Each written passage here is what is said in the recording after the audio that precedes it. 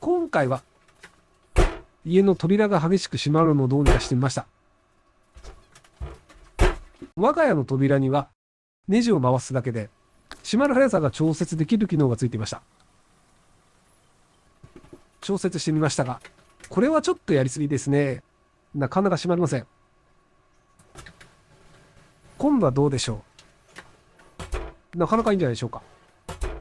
チャンネル登録よろしくお願いします。